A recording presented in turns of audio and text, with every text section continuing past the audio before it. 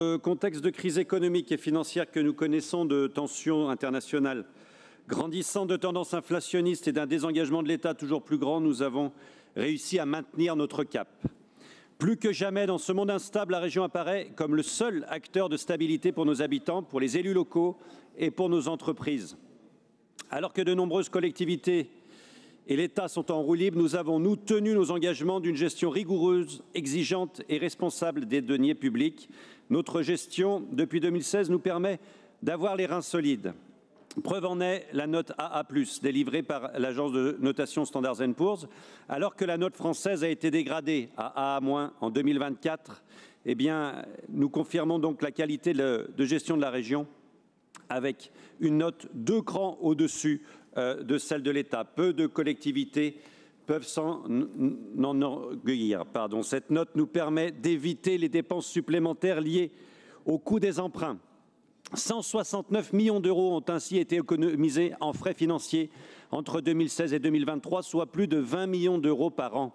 C'est l'équivalent de l'aide à 84 maisons de santé chaque année. L'un des grands enseignements de ce compte administratif est aussi que nous tenons parole. Zéro augmentation d'impôts, ni de taxes pour nos concitoyens.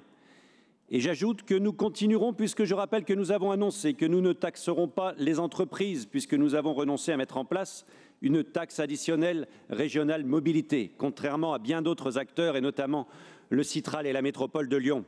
Il n'y a pas eu un centime d'impôt voté par notre région depuis 2016. Mieux encore, nous avons fait des choix forts en baissant la part régionale de fiscalité sur les carburants dès 2019 et en harmonisant à la baisse les tarifs des cartes grises le lendemain de notre élection en 2016. Nous n'endetterons pas non plus les générations futures en poursuivant notre politique de chasse aux économies. Résultat, l'épargne brute a atteint en 2024 les 902 millions d'euros. C'est encore 35 millions d'euros de plus qu'en 2023. L'autofinancement progresse donc et si on regarde dans le rétroviseur, on voit que depuis 2016, cette épargne brute a augmenté de 483 millions d'euros, soit plus 115% par rapport à l'épargne cumulée des deux ex-régions à fin 2015. De même, le taux d'épargne est à 26%, soit 10 points de plus qu'à fin 2015. La région se donne ainsi les moyens de dégager des marges de manœuvre et de réinjecter en investissement plus du quart des recettes perçues en fonctionnement. Là encore, ces faits sont à saluer. Grâce à cette bonne gestion, nous avons réussi à augmenter notre budget d'investissement de manière significative, le faisant passer d'un peu plus de 700 millions d'euros en 2015 à 1,350 milliard d'euros en 2024. Avec Laurent Wauquiez et maintenant Fabrice Panckoucke, nous investissons 2 fois plus par an que sous la gauche. Vous l'avez vu dans la présentation détaillée de notre vice-président Nicolas Daragon, cet effort d'investissement irrigue toutes nos politiques régionales, l'économie, les transports, l'enseignement, l'aménagement du territoire et l'ensemble des actions que nous menons pour préparer l'avenir de notre région et améliorer la vie quotidienne de nos habitants. Et contrairement à ce que nous avons entendu précédemment, nous ne dégageons pas nos marges de manœuvre en rognant dans tel ou tel budget. Nous dégageons des marges de manœuvre parce que nous avons des finances saines, parce que nous avons su faire les efforts nécessaires.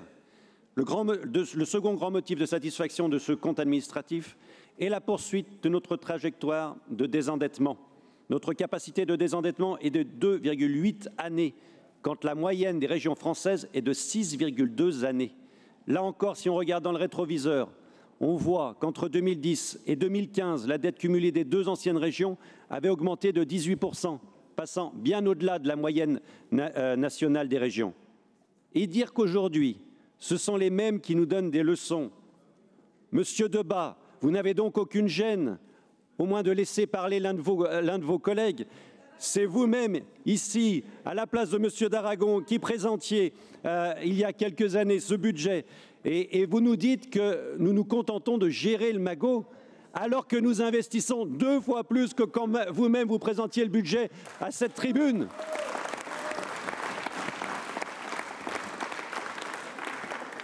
Et je n'évoquerai pas l'intervention précédente de Madame Michel pour les écologistes qui prend quand même la gestion de la métropole de Lyon en exemple ici. Il fallait oser.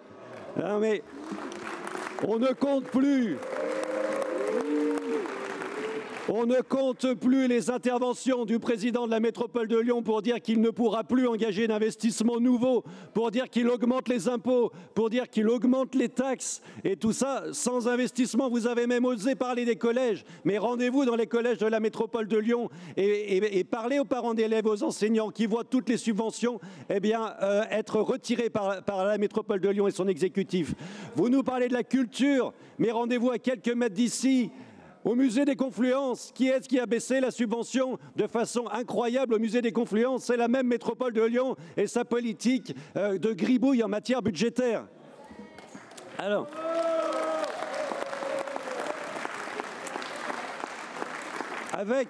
avec Laurent Wauquiez et Fabrice Panckoucke, notre région est la seule région en France qui a, depuis 2026, doublé ses investissements, sans avoir recours à l'impôt et aux taxes, sans avoir augmenté la dette et en contenant ses dépenses. Je tiens d'ailleurs à remercier le travail de nos services, de la direction des finances qui nous accompagnent au quotidien pour optimiser nos ressources, rationaliser nos dépenses et tenir le cap budgétaire. Vous le voyez, chers collègues, ce compte administratif est révélateur de notre bonne gestion. Il témoigne de notre bonne santé financière, de notre capacité à agir et à préparer l'avenir avec confiance et sérénité.